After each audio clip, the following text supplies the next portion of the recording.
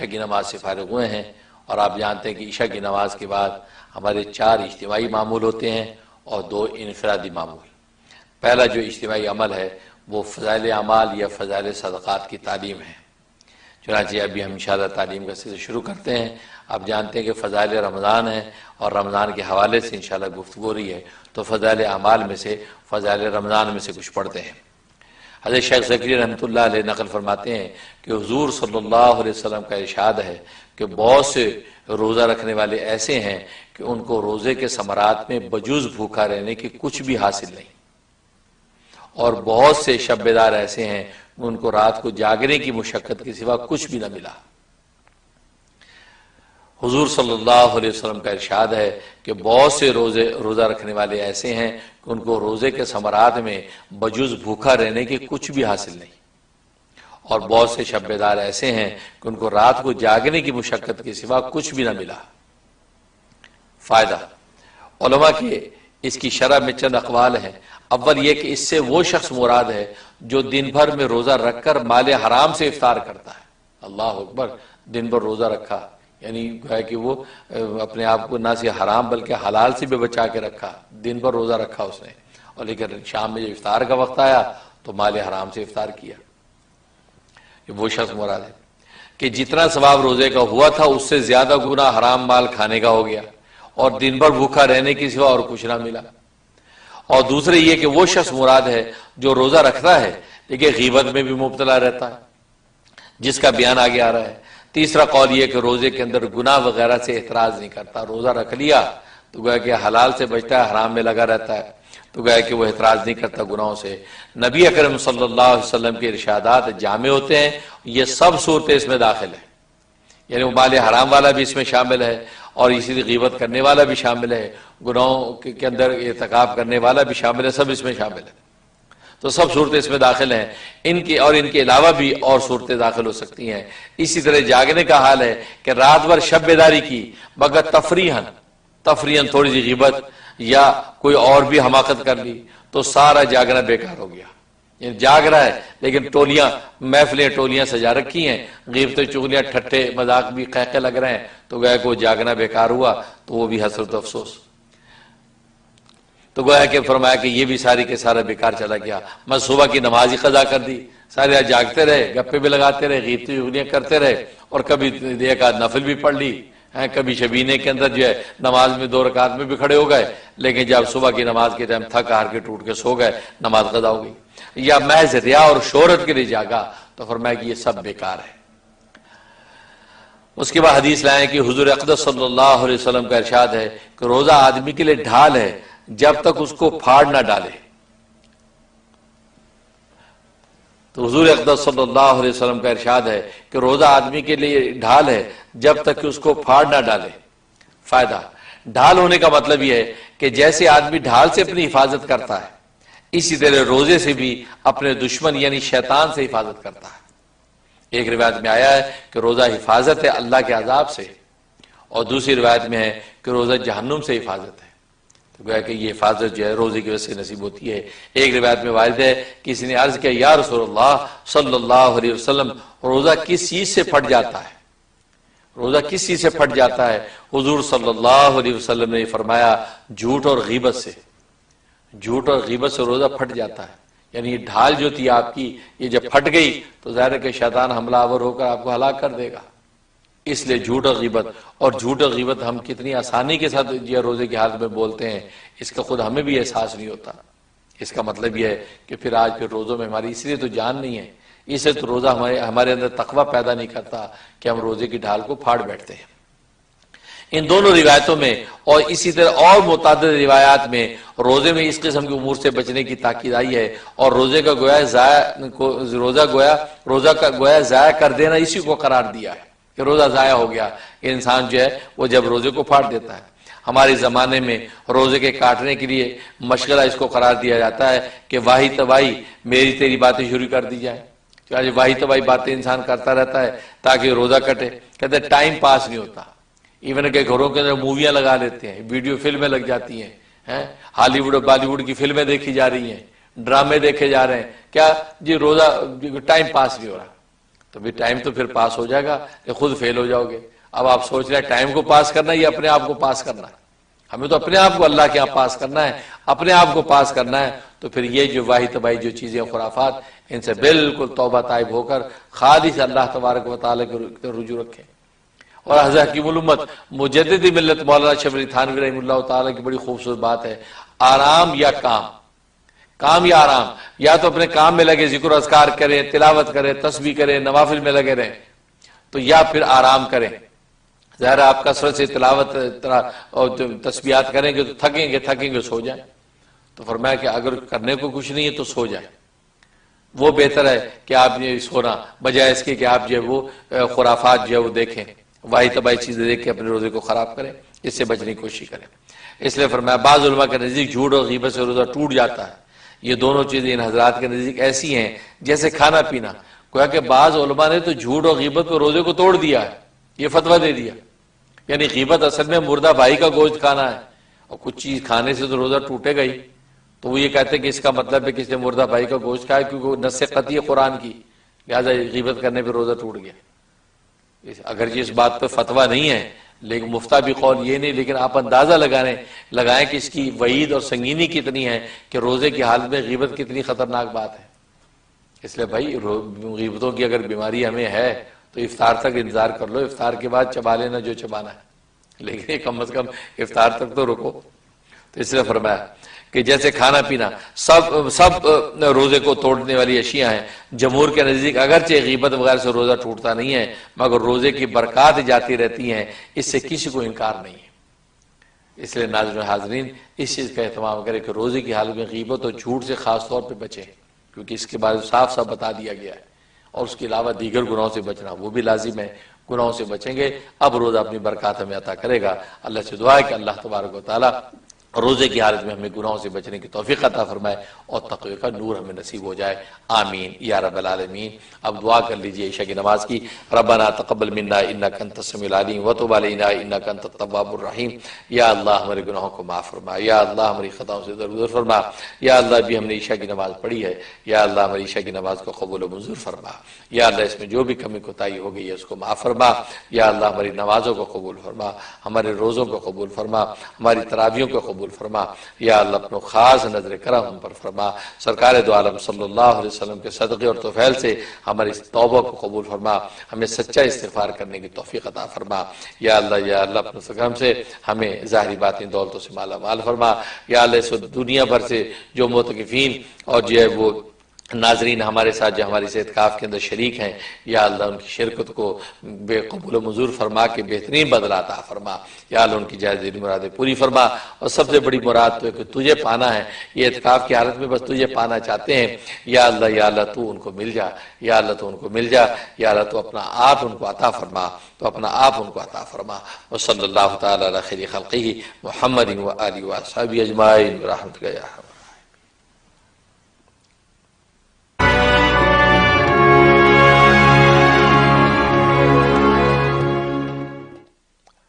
تو یہ ناظرین حاضرین نبی کریم صلی اللہ علیہ وسلم سونے سے قبل نبی کریم صلی اللہ علیہ وسلم کی زیارت کا جو ہے ایک عمل ہے، وہ عمل آپ نوٹ کر لیں۔ اس کے بعد میں اشعار نعتیہ آپ سے پیش کروں گا، پھر آخر میں دعا کر کے انشاءاللہ یہ عشاء کے معاملات جو ہے وہ اختتام کو پہنچیں گے۔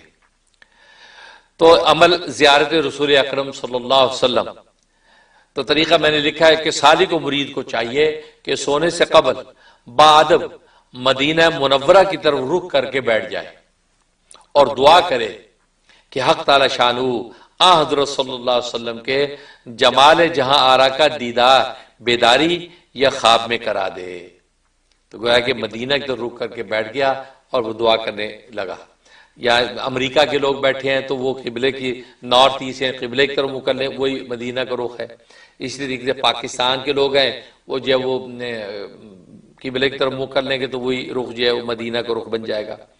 تو وہاں بیٹھ کے آپ پہلے دعا کر لی، پھر اپنی دانی جانب 11 دفعہ جو ہے وہ ضرب لگانی ہے، الصلاۃ والسلام علی رسول اللہ، اور پھر بائیں طرف 11 بار ضرب لگانی ہے، الصلاۃ والسلام علی نبی اللہ، اور پھر 11 مرتبہ ضرب لگانی دل پر، الصلاۃ والسلام علی حبیب اللہ، گویا کہ یوں کرنا ہے، الصلاۃ والسلام علی رسول اللہ، الصلاۃ والسلام علی نبی اللہ، الصلاۃ والسلام علی حبیب اللہ، الصلاۃ والسلام علی رسول اللہ، الصلاۃ والسلام علی نبی اللہ، الصلاۃ والسلام علی حبیب اللہ۔ اس طریقے سے آپ نے ضرب لگائی، اس کو سہ ضربی کہتے ہیں، 3 طرف ضربے لگے گی، دائیں طرف، بائیں طرف اور دل پر۔ یہ ضربے 11 مرتبہ آپ نے لگانی۔ اس کے بعد 21 مرتبہ آپ نے یہ دروشی پڑھنا ہے، اللہم صلی علی محمد کما امرتنا ان نصلی علیہ، اللہم صلی علی محمد کما ہوا اہلو، اللہم صلی علی محمد کما تحب و ترضاہ۔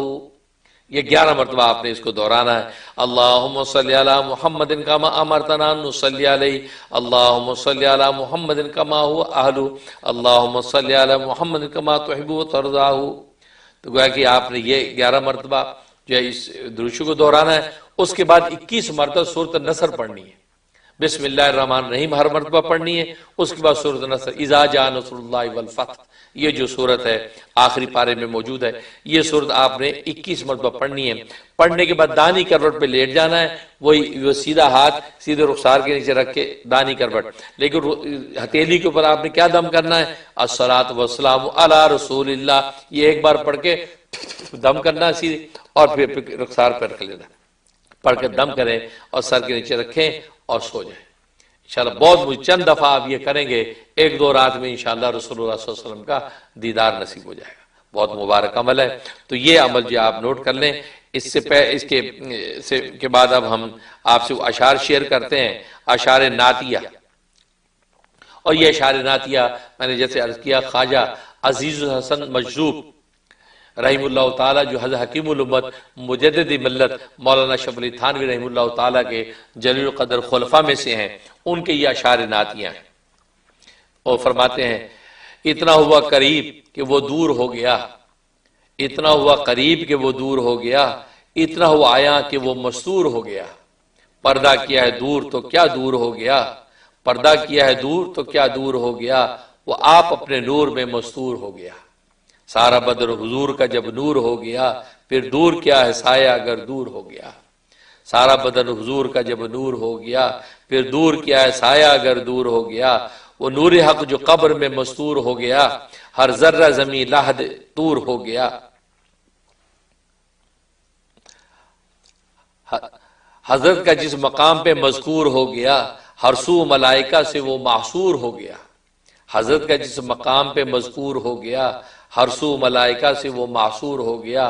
دشمن بھی مان لینے پر مجبور ہو گیا، بے اختیار ختم سر مغرور ہو گیا۔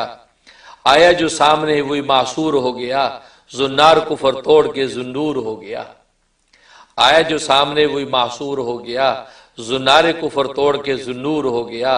سوئے مدینہ جانے کا مقدور ہو گیا، سامان راحت دل رنجور ہو گیا۔ جس کا خدا کو بخشنا منظور ہو گیا، اس کو مدینہ جانے کا مقدور ہو گیا۔ یعنی جس کو بخشنا منظور ہے، اسی کا مدینہ جانا جو مقدور ہو گیا۔ جس کا خدا کو بخشنا منظور ہو گیا، اس کو مدینہ جانے کا مقدور ہو گیا۔ جس دم تصور رخ پر نور ہو گیا، سینہ تمام نور سے معمور ہو گیا۔ خطہ عرب کا نور سے معمور ہو گیا، سارا اندھیرا کفر کا کافور ہو گیا۔ خطہ عرب کا نور سے معمور ہو گیا، سارا اندھیرا کفر کا کافور ہو گیا۔ مشق تصور رخ پر نور جب بڑی، مشق تصور رخ پر نور جب بڑی، میں سر سے لے کے تا بقدم نور ہو گیا۔ مشق تصور رخ پر نور جب بڑی، میں سر سے لے کے تا بقدم نور ہو گیا۔ کیا فیض تھا کہ پڑ گئی جس پر بھی ایک نظر، کیا فیض تھا کہ پڑ گئی جس پر بھی ایک نظر، رشک جنید و شبلی و منصور ہو گیا۔ جس پہ ایک نظر پڑی وہ جو جنید و شبلی منصور کا جو ہے کے لیے قابل رشک بن گیا۔ کیا فیض تھا کہ پڑ گئی جس پر بھی ایک نظر، رشک جنید و شبلی و منصور ہو گیا۔ ماہ عرب کے مہر جہاں تاب تھے حضور، عالم تمام نور سے معمور ہو گیا۔ ہر قول و فعل حضرت محبوب کبریا، تا حشر خلق کے لیے دستور ہو گیا۔ یا جان لینے آیا تھا قاتل حضور کی، یا جان لینے آیا تھا قاتل حضور کی، یا اپنی جان دینا بھی منظور ہو گیا۔ اس واقعے کی طرح اشارہ ہے کہ جو ایک شخص قتل کرنے کے لیے آپ کو آیا، لیکن جو تلوار ہاتھ سے گری جب اللہ کا نام لیا تو وہ جو اس کے بعد ایمان لے آیا۔ یا جان لینے آیا تھا قاتل حضور کی، یا اپنی جان دینا بھی منظور ہو گیا۔ ملتے ہی آنکھ دشمنے جاں بھی تھا جانثار، ملتے ہی آنکھ دشمنے جاں بھی تھا جانثار، پہلا ہی وار آپ کا بھرپور ہو گیا۔ دشمن پر نگاہ پڑی بس اسی تک جو ڈھیر ہو گیا۔ ملتے ہی آنکھ دشمنے جاں بھی تھا جانثار، پہلا ہی وار آپ کا بھرپور ہو گیا۔ موتی بکھیرے میں نے مزار حضور پر، ہر قطر اشک کا در منصور ہو گیا۔ زیر علم حضور کے آ کر جو لے پناہ، زیر علم حضور کے آ کر جو لے پناہ، مغلوب بھی مظفر و منصور ہو گیا۔ حضور کے عالم کے نیچے جو آ گیا وہ مظفر و منصور ہو گیا۔ زیر عالم حضور کے آ کر جو لے پناہ، مغلوب بھی مظفر و منصور ہو گیا۔ شغل درود بھی ہے عجب شغل خوشگوار، شغل درود بھی ہے عجب شغل خوشگوار، جتنا تھا رنج و غم میرا سب دور ہو گیا۔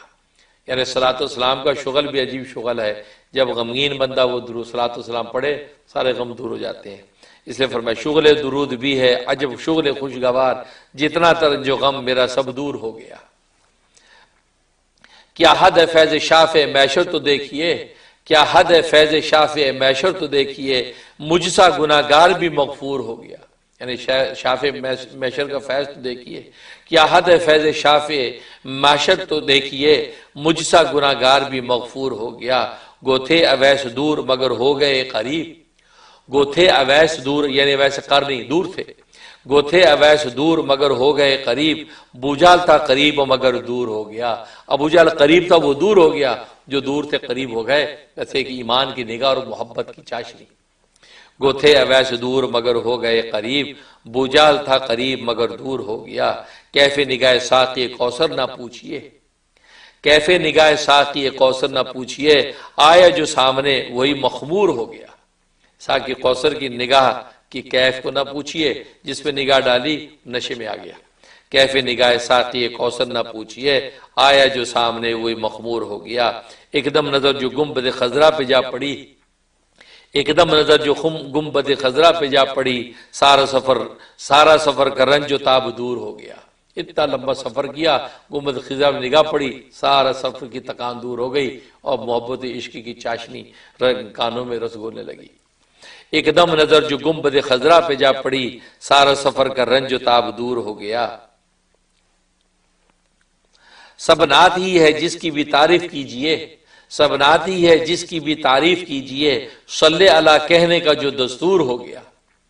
سب نعت ہی ہے جس کی بھی تعریف کیجئے، صلی اللہ کہنے کا جو دستور ہو گیا۔ مجذوب کی معاف نہیں ہرزہ گوئیاں، مجذوب کی معاف نہیں ہرزہ گوئیاں، ایک شعر بھی جو نعت کا منظور ہو گیا، ایک شعر نعت کا منظور ہو گیا بیڑا پار ہو جائے گا۔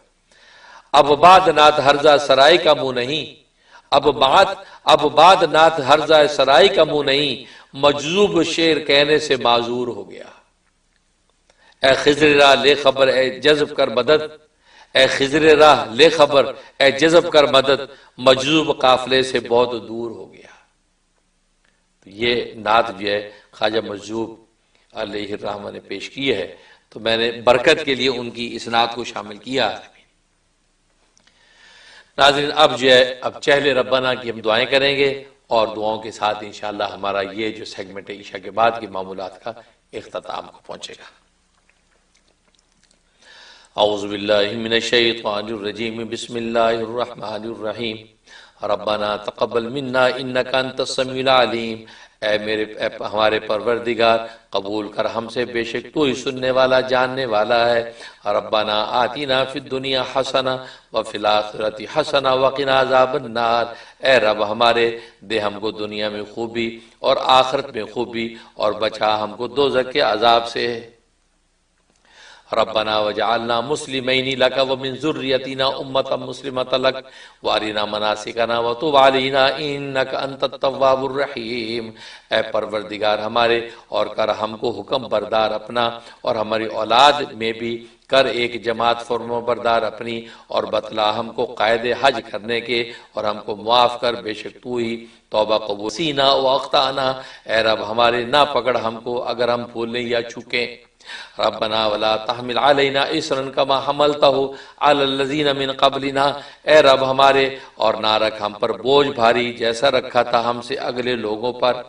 ربنا ولا تحملنا ما لا طاقت لنا به واعف عنا واغفر لنا وارحمنا انت مولانا فانصرنا علی القوم الکافرین، اے رب ہمارے اور نہ اٹھوا ہم سے وہ بوجھ جس کی ہم کو طاقت نہیں، اور درگزر کر ہم سے اور بخش ہم کو اور رحم کر ہم پر، تو ہی ہمارا رب ہے، مدد کر ہماری کافروں پر۔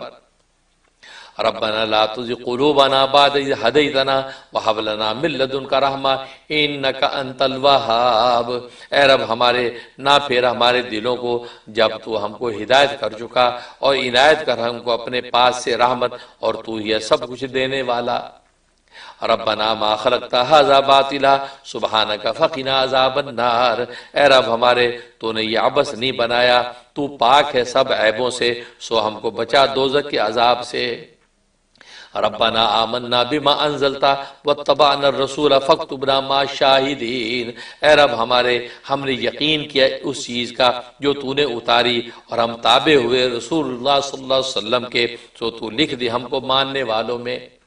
ربنا فاغفر لنا ذنوبنا وکفر عنا سیئاتنا وتوفنا مع الابرار، اے رب ہمارے اب بخش دے گناہ ہمارے، اور دور کر دے ہم سے برائیاں ہماری، اور موت دے ہم کو نیک لوگوں کے ساتھ۔ ربنا اغفر لنا ذنوبنا واسرافنا فی امرنا وثبت اقدامنا وانصرنا علی القوم الکافرین، اے رب ہمارے بخش دے ہمارے گناہ، اور جو ہم میں سے زیادتی ہوئی ہمارے کاموں میں، اور ثابت قدم رکھ ہمارے اور مدد دے ہم کو قوم کفار پر۔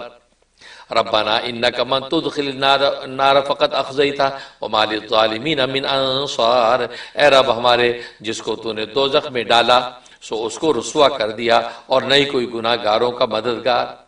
ربنا اننا سمعنا منادیا ینادی للایمان ان آمنوا بربکم فآمنا، اے رب ہمارے ہم نے سنا ایک پکارنے والا پکارتا ہے ایمان لانے کو کہ ایمان لاؤ اپنے رب پر، سو ہم ایمان لے آئے۔